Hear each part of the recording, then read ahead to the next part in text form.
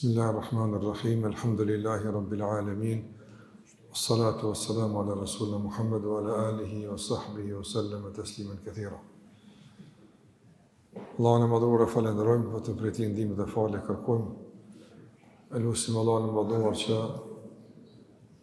këto ditë që po kalojmë të jenë ditë që i mbushim me adhurime, me përkushtim dhe Allahut të madhuar, dhe kalojmë ashtu sikur është e kërkuar nga ne, si besimtar, si pasues të Muhamedit alayhi salatu wasalam. Të nderuar, kemi përzgjedhur këtë Ramazan që të flasim për disa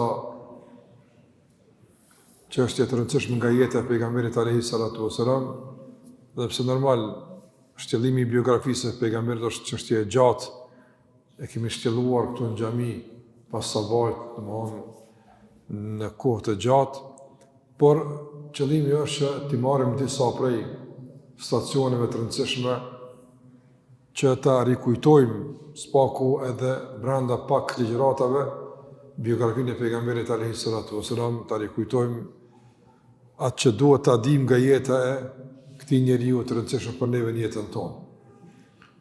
Kemi thënë se Muhamedi alayhi salatu wasalam ishte jetim, dhe kjo nuk përbën diçka të keqe për ta, nuk është diçka e metë, përkundrazi.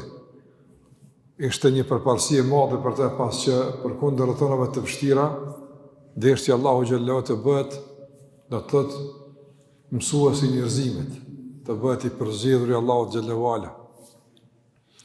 Dhe nga kjo gjendje pejgamberi sa se ka qenë jetim, kemi një disa mësime të rëndësishme edhe për jetën tonë, nga se kemi thënë se nuk është e kërkuar që vetëm të njihemi me biografinë e pejgamberit sa, por edhe të marrim mësime për jetën tonë. Sot do të flasim për një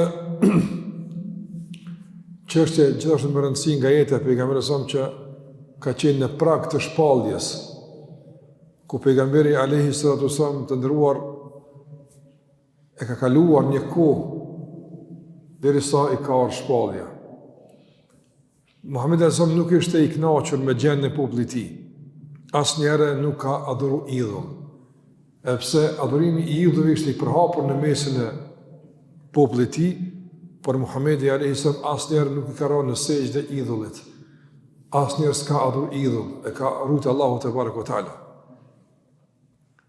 E ka pas një besim të përgjithshëm të pastër, do në disa mbetje nga udhëzimet dhe mësimet e Ibrahimit alayhi salam. I pakënaqur me këtë gjendje, duke mos di se çfarë të bënte, ka filluar që, domethënë, të vetmohej. Dietarët e kanë përmendur se para se më shpalla pejgamberit alayhi salatu wasalam, ka filluar ai më u shfaqë disa çështje interesante. Për shembull, ëndrat. Atë që ka po ëndër ka dalë tamam ditën, si ka po ëndër. Nuk ka filluar me u ndërlidh, domthonë, një lloj realiteti me ëndrrën e tij. Pastaj i është bërë e dashur vetmia. Nuk ka pas mundësi me qëndruar në mes të njerëzve, nuk ka pas forcë me e ndryshuar gjendjen, nuk ka pas dije me e ndryshuar gjendjen, dhe ka filluar që të vetmohet.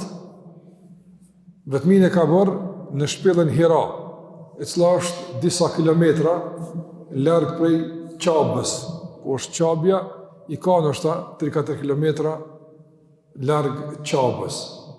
Atje ngjiten atë kodër lart në shpellën Hira, dhe aty qëndronte disa net, derisa e harxhonte ushqimin, pastaj zbriste me marr ushqim me u furnizu tek Khadija, gruaja e tij radhiyallahu ta'ala anha, pastaj ngjite prap. Dhe kështu rrinte një kohë caktuar, domethënë në shpellën Hira. Atje meditante, atje shprehte pakënaqësi për gjendjen, lutej, nuk ka transmetime se si lutej, nga se s'ka pas udhëzim ende si ka shpallje. Mirë për lutej në mënyrën që dinte, i drejtohet Allahu xhallahu ala që Allahu të udhëzonte këtë popull të mësonte se çka duhet bërë kështu me radhë. Dietarët kanë përmendur gjithashtu se pejgamberi sallallahu alajhi wasallam këtë kohë të vetmisë, domethënë e kalon të zakonisht në muajin Ramazan. Ai ta vitin s'ka najt, normal, ka pas angazhimit e tij, ka pas punët e tij. Mirë po, gjatë vitit ka përzgjedhur një kohë caktuar që të ndahet nga rrethonat, nga aktualiteti edhe që në të i vetmuar. E zakonisht e ka preferu këtë vetmi në muajin Ramazan. Prandaj edhe duke qenë në shpellë, sikur se kena me mësu, i ka ardhur shpallje. E shpalla kur i ka ardhur?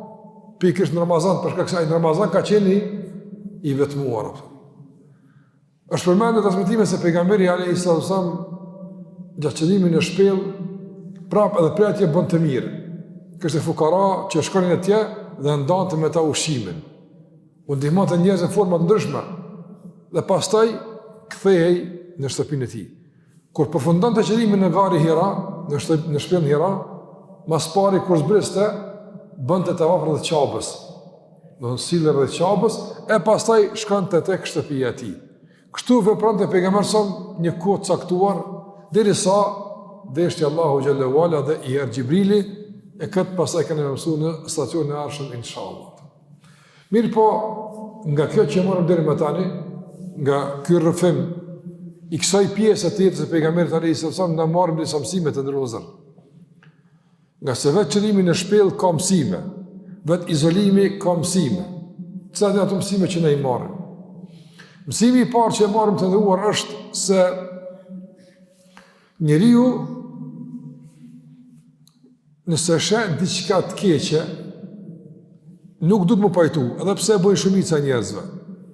Shko, shumica e kurajshve adhurojnë idhullin. Dikush një fis i kishte këtë idhull, dikush këtë idhull, i kishin ndarë me fise. Por ja që pejgamberi sa ose nuk pajtohej me këtë, nuk i flante. Nga se natyrshmëria e tij refuzonte me e nënshtru veten e tij një idhulli. Dhe pse padyshim kjo ishte ruajtja dhe kujdesi i Allahut për të, që mos të njolloset kur pejgamberi sa ose me idhujtari. Mirë po, dua të them që nuk duhet njeriu gjithmonë më u bë me shumicën. Nga se s'do të thonë që shumica gjithmonë e kanë mirë. Që në Mekë shumica e nkon, po e nkon keq, nkon në idhujtari. Njeriu duhet më u kthy natyrshmërisë së tij, duhet më kthy mendjes së tij, duhet më kthy udhëzimeve të caktuara, në bazë sa më vepru. Prandaj, mësimi i parë që marrim është që njeriu nuk duhet me e përcaktuar të vërtetën në bazë të shumicës.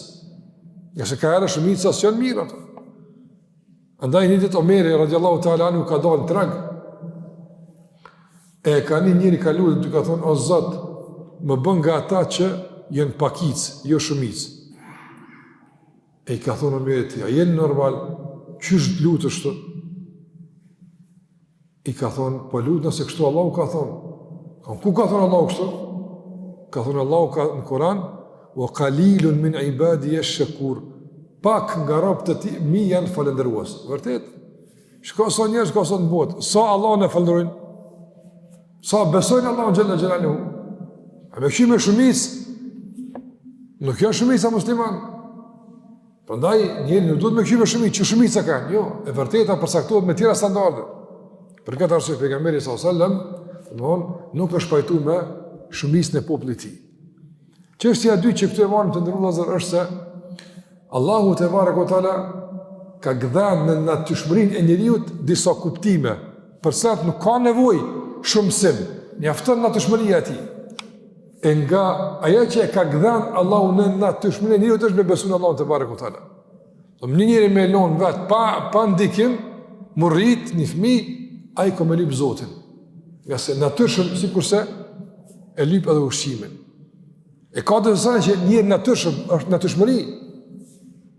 Për shembull, mu martu një mashkull me një femër është e natyrshme. Allah ka bën në natyrshmëri këtë. Prandaj çdo tendencë me e ndryshu këtë është ndërhyrje në natyrshmëri. Pra nuk është çështje vetëm problem fetar, halal haram.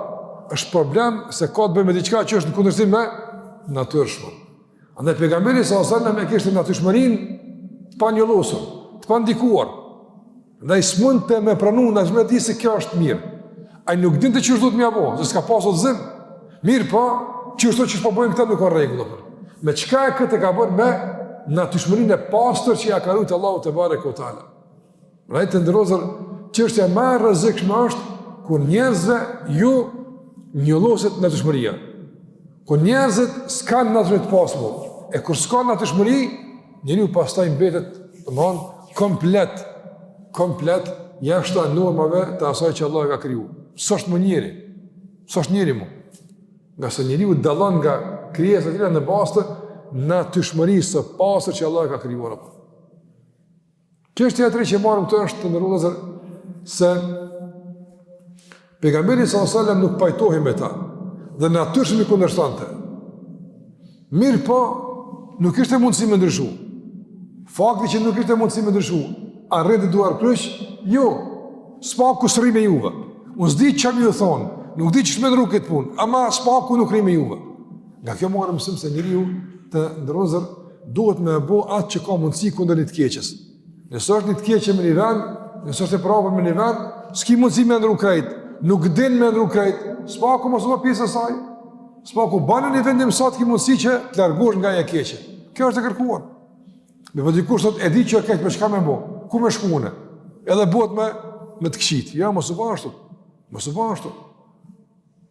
Prandaj, e kam përmend për shembull dietarët nëse jemi në medis ku njerëzit përgojojnë. Flasin për dikon keq. Çka do të më bëj besimtarin këtë situatë? Mu qupi ati veri. Sërren aty ku folet keq. Po s'ka mund si mu quash, ne që s'm dal. Ani s'paku mos fal me ta, mos u përzi. Ti rrivesh fizikisht, po në veten tonë mbyllu. Mos vë pjesë e nejes, edhe në veten tonë Allahu përmend. Do të bën çka ki mundsi. S'ki mundsi mu qu, s'ki mundsi minal, se s'ngojnë, s'paku mos vë pjesë të keqes. Ama asnjëherë mos lejo që për shkak të mundësive të kufizuara më bu me të keqen. Jo.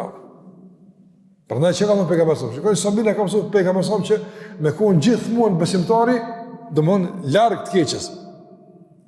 Muhamedi ka thonë, kush e shen një të keqe, le të ndron me çka? Me dorë me nal.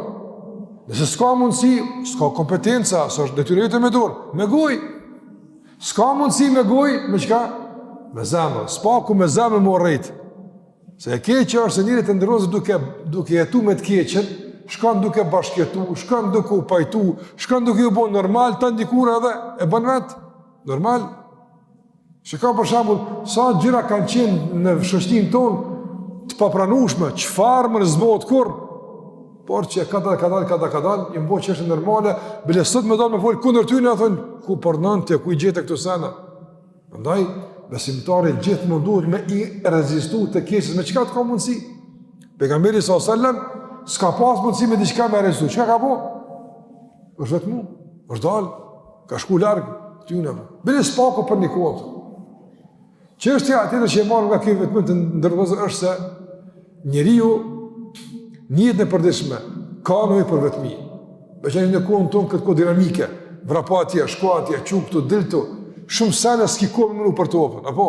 Ke po shkojnë vjetë, shkojnë subhanallah, dekada, edhe ku të këshush mas 30 vete, 4 qka ke botë, që shkojnë do vjetë, do të më nalë njëri ka pak. Më nalë, më izolu ka pak.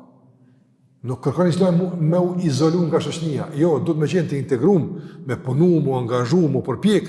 Mirë, po kaj herë, një gjysore, një orë, mu nalë dikuma që ka dalë, no, që kjo që përmej që është në regull, a mirë, që kjo punë që përbëja, apo a është që shduhet, nëse Allah ma me shpirtin, e mga që me në logari, që ka, kene nevoj mu nalë këherë, që ta pejgamberi s.a.s.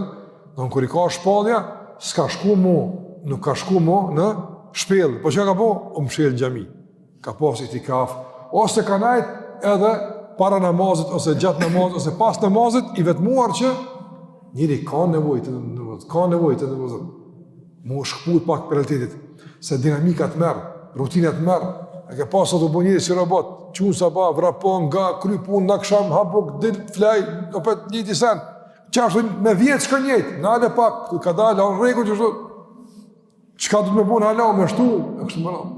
Andaj, kene nevoj me u vetmu me menu ka pak, për jetën tonë, për ditën tonë, për raportet tona, për sevapet tona, për gjinohet tona, për pendimin tonë, duhet me vetmu. Pa tjetër duhet me vetmu ka herë. Gjatë ditës, 10 minuta 15 mjaftanër, gjatë ditës. kryet namazit që ati një prit pak, mos dhilme njerë, më sukot me të bëgjamisë. Ose natën të shpija, para se me arrojë flajt me në pak, qyshe ploka ditën që abone, sot, nesër, besimtarë duhet me e logarit vetën gjithmonë. Pastaj ka një izolimi vetmia javore, ka mujore, ka vjetore, ku gjithmonë besimtari i bën për llogaritet e tij apo. Gjithmonë shikon ka po shkoj. A i kënaqur që është mi dorë Allah përpara? A mush më shumë sevap me bo? A mush më shumë të mira? Prandaj vetmia është që është e rëndësishme e riorganizimit të jetës së besimtarit që të shkputet nga dinamika imponuese që mundet me e qua atje ku pastaj nuk i gëzohet kur të takon Allahun te bareku teala. Çështja e tjetër që marrë këto ndërmos mos me zgjat shumë, është edhe pejgamberi alayhi salatu wasalam shikoni të ndërozë. Kur i ka shpallje, kanë më mësu. Qysh ka mësu pastaj adhurimin, ibadetin, qysh i ka rënu idhujt, jo me dorën e tij, me dorë më vonë kor, po i ka rënu idhujt duke sill argumente që dëshmojnë se ky besim është i kotë, apo i ka mësu këtë argumente, i ka mësu këto, i ka ditu, këto si ka ditë për para. Allahu vetë i ka thonë, ma kunte tadri mal kitab, wala al-imanu. Ti s'ke di çka është libri, ti s'ke di çka është imani, na të ka mësuar. Andaj shikoni tash begatinë Allahu xhallahu ala ndaj neve. Na s'ke nevojë mu izolu, me menu qysh mi abom, mërë Allah kësaj pune, këti ki të cërume, e ki Kuranin, e ki hadithin e pejgamberit sam, e ki spjegimet djetarve, këti kimi të gachme, a sa është kërë lecime? Sa është kërë lecime? Parëmëndoj të ndërëzër në të vetmin, kur vetmo është në hera, më shëri sytë e thuj, qysh kështë me qenë jetë e em pa Kuran? Subhani, qysh? As kredit kush është Allahu, as me lajket, as pejgambert, as namazi, as agjerimi, as qabja, as haji, kur gjë mi këtu për të punë shëdit. Parëna? Parëna, për shambull, veç me thonë, e qka nëse se kësha ditë kushe Muhammed e Elsam, me parnu në i vendi kun, së këshë një për pejgamber e Elsam, qysh kështë me konë jetë e jote? So sene kështë me të mungu? So kuptime si kështë ditë? Si kështë me konë jetë e jote? Dhe kër e parënën këtë, e kuptën begatinë Allah ndaj teje. Andaj të nërëzër, udhëzimi, islami, feja që Allah në ka është begatia me madhe që duhet për te Allah non stop me e falu, elhamdulillah, për Kuran, elhamdulillah për sunnet, elhamdulillah për fe, elhamdulillah për namaz, për agjerim. Allah, këtë njerët e botës më mbledhë të meqmit, a këshin ditë që është me bon gjenimin, kur dikush këshon për gjenim dhe në gjëzitë, dikur t'jo ka onë, se dhe në gjëzitë për zatë me pak, dhe ma heret, dhe në Ramazan, dhe në... Këshin ditë, kur shmja bo? E ka sëru Allahu gjellë me kej detalet, na hes kemë nëjë më lodhë për këtë punë, veç kene me zbatu. Aso është mësike? Që pejgamberi se që njëri i zjedh një latë, për qka, për asë mjë është shpallë, qka u konë? Një njëri rëndamt, i mëshirë në shpilën që aty të mënu, qysh më jam bo, nuk ka mirë kjo, po qysh o mirë, s'di që shë mirë. Ne e dim shë mirë. Prandaj edhe për këtë, du me thonë për mbyllje, Muhammed e Elsa mu s'ka shku mu kur i ka shpallja, kur s'ka shku mu shpilën hirabë. Apo kur s'ka shku, kur s'u gjitë më naltë. Edhe kur e ka qëtër Mekën, kur s'u gjitë më naltë. A shok të ti, kur s'u gjitë naltë. Pse, s'ka lazëm, pse mu gjitë në shpilën hirabë, që e ku kem shpallin, që e ku kem qabën, që e ku kem udhëzimin, s'kena nevoj. Andaj të ndërëzër lezër, është me të vërtit humbje madhe, këtë udhëzim që Allah na ka ndëru me te, me e zavënsu me besutni. Allah na ka mësu që ka me bon këtë situatë, e ka që pejgamberin e sonë. Ne e lojmë këtë udhëzim e mirë me fjallë të njerëzve, besutni mirë këtë me bo, mirë këtë me bo. Mirë Allah, ti që po thush mirë këtë me bo, ku e ke gjithë? O kumnijën e. Së është feja me kumnijë, Allah. Feja është ka thonë Zoti, ka thonë pejgamberi, që ata e ka që pejgamberin për këtë punë, që kjo vetë e kom pejgamber, po mënej, para se me kom pejgamber, s'ka ditë, që të shpillë ka nejtë, i mshelun të pritë, që pa buhet, kër e ka ndryqu Allah zemrën, së shku në shpillë, pëse me shku më në shpillë? S'ka lazëm, tash, i një këmëzime tjera. Dhe i sheka një musliman, munohë me dosene, më thonë, bojnë dësë gjëra që s'ka bazë në fejë, pëse munohë shumë për këtë qërë? Që e ku është uzimi, që e ku është shpallja, që e ku mësimi, që e ku është suneti pejgamberit a.s. është begati Allah që na ka dhëruar Allah xhallahu xhelalu. Prandaj na skem nevojë, kjo është begati e madhe, skem nevojë mu lodh, këti kemi të sqaruar, të shpjeguara, dietarët, hoxhallarët na kanë shpjeguar, veç duhesh me ngu, edhe nëse nuk din me vetë, edhe me zbatu atë që ka thënë Allah dhe pejgamberi alayhi salatu wasalam. Kjo është mirësi e madhe Allahu xhallahu për ne. Dhe mos harro edhe këtë kena me pas për këtë edhe sqarim në takimin e ardhshëm, mirë po pejgamberi alayhi salatu wasalam të ndrozën kur ka zbrit prej shpellës Hira, ka shku të qabja një sikur se ceka, pastaj ka shku tek shtëpia e tij. Se e ka gjetur një qetësi tek shtëpia e tij, tek gruaja e tij Hadixha radhiyallahu anha, ka gjetur një farlloj strehe, një farlloj mirëkuptimi, që edhe me të ka bërë derë të punë, por nuk ka ditë që është mja vogë kësaj punë.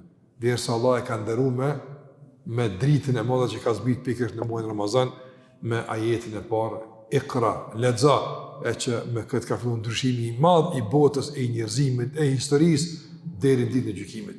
Po për këtë ngjarje inshallah do të flasim në takimin e ardhshëm. Kjo se përkat vetmisë së pejgamberit sa më disa dobi që ndërlidhen me të. Allahu xhallahu ala na mundsoj që me njoh këtë begati të imanit që kemi, të besimit ton, me ndjek udhën e pejgamberit alayhi salatu wasallam, dhe të jemi ndaj Allahut mirënjohës për të shpjegime kaq të bukura, kaq të argumentuara, kaq të pranuara, kaq të natyrshme dhe kaq të detajzuara që Allahu te baraka o taala na ka dhëruar përmes Muhammedit alayhi salatu wasallam. Zoti ju shpëlbej falënderit për vëmendjen, mirë të takoshëm takimin e ardhshëm. Agjerim të lehtë, Allahu ju pranoft. Wa sallallahu ala Muhammad wa ala alihi wa sahbihi wa sallam taslima.